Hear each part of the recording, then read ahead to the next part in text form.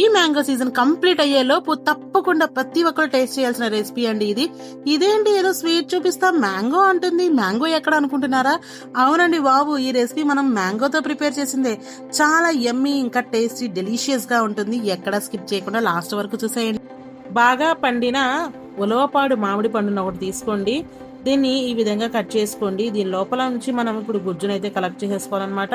దానికోసం మామిడి పండుని ఈ విధంగా మనం బాక్సులుగా కట్ చేసేసుకొని ఒక స్పూన్ తోటి మనం గనక స్కూప్ అవుట్ చేసేస్తే ఈ విధంగా మామిడి పండు గుజ్జు మొత్తం చక్కగా మనం కలెక్ట్ చేసుకోవచ్చు.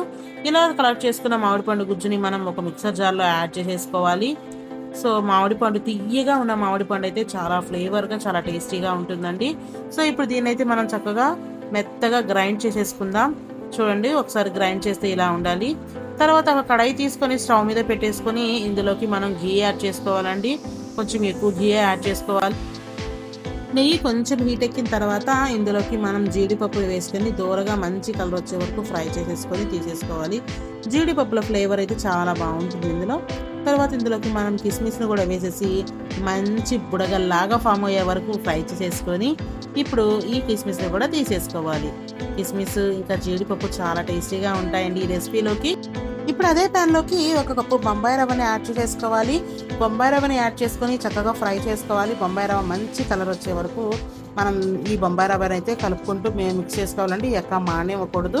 ఈ విధంగా బాగా మిక్స్ చేసుకున్న తర్వాత ఇందులోకి మనం తీసుకున్న కప్పుతోటి 3 కప్పుల వరకు వాటర్ని యాడ్ చేసుకోవాలి. ఏ కప్పుతో అయితే బొంబాయి రవ్వ తీసుకున్నారో అదే కప్పుతోటి 3 కప్పుల వరకు వాటర్ని యాడ్ చేసుకుంటే బొంబాయి రవ్వ పర్ఫెక్ట్గా కుక్ అయిపోతుంది అనమాట. సో చన్నీళ్ళు వేసినప్పుడు కొంచెం గడ్డలు కడతాయండి. దాన్ని వెంటనే ఈ విధంగా కలిపేసుకుంటే గడ్డలన్నీ మిక్స్ అయిపోతాయి. అదే మీరు వేడి నీళ్ళు వేసుకుంటే అసలు గడ్డలే కట్టవన్నమాట. కొంచెం వేడి చేసి వేడి నీళ్ళు కూడా యాడ్ చేసుకోవచ్చు. ఇప్పుడు ఏ స్వీట్లోకైనా సరే కొంచెం ఉప్పు వేస్తే దాని టేస్ట్ డబల్ అవుతుంది కాబట్టి ఒక పించ్ ఆఫ్ సాల్ట్ని అయితే యాడ్ చేసేసుకొని ఈ విధంగా కలిపేసుకున్నాను అనమాట. సో ఈ విధంగా పూర్తిగా కలిసిపోయిన తర్వాత ఈ బొంబాయి రవ్వని చక్కగా మనం కలుపుకుంటూ కుక్ చేసుకోవాలి. ఈ విధంగా ఈ బొంబాయి రవ్వ అంతా దగ్గరకు వచ్చే వరకు మనం కుక్ చేసుకుంటూ కలుపుకుంటూ ఉండాలి.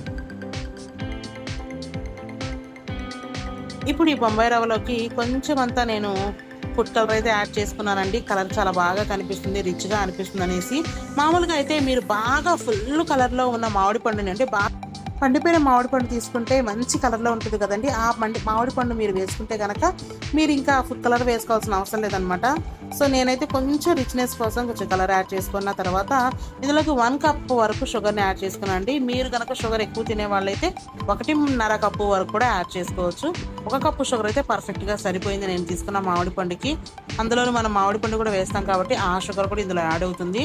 ఈ విధంగా కలుపుకున్న తర్వాత మనం ఇప్పుడు ఇందులోకి ఒక కప్పు వరకు ఉంటుందండి ఈ మామిడి పండు గుజ్జు, అది కూడా యాడ్ చేసి కలిపేసుకోవాలి. ఈ మామిడి పండు గుజ్జు ఇంకా బొంబాయి రవ్వ రెండు కలుపుకొని చక్కగా ఒక 5 మినిట్స్ వరకు మనం కుక్ చేసుకోవాలన్నమాట. ఈ విధంగా చూపిస్తున్న విధంగా మనం కలుపుకుంటూ ఉంటే చక్కగా ఇది కుక్ అవుతుంది. ఇంకా నిదానంగా ప్యాన్ నుండి సపరేట్ అవ్వడం కూడా స్టార్ట్ అయ్యే వరకు మనం దీన్ని కలుపుకుంటూ ఉండాలి. ఇది కొంచెం దగ్గరగా వచ్చిన తర్వాత 1 టీ స్పూన్ ఇట్లా కొంచెంగా నెయ్యిని యాడ్ చేసుకుంటే ఇంకా మంచి ఫ్లేవర్ఫుల్గా ఉంటుందన్నమాట. ఇక్కడ చూడండి, ఆల్రెడీ ఇక్కడ ఇది చక్కగా జారుగా ఉన్నది, కొంచెంగా నెమ్మదిగా దగ్గరకు రావడం అయితే స్టార్ట్ అయిపోయింది స్ట్రక్చర్ అనేది. సో ఇక్కడైతే మనకి కంప్లీట్గా దగ్గరకు రావడానికి ఒక 5 to 10 మినిట్స్ టైం పడుతుంది. అప్పటి వరకు కలుపుకుంటూ ఉండాలి.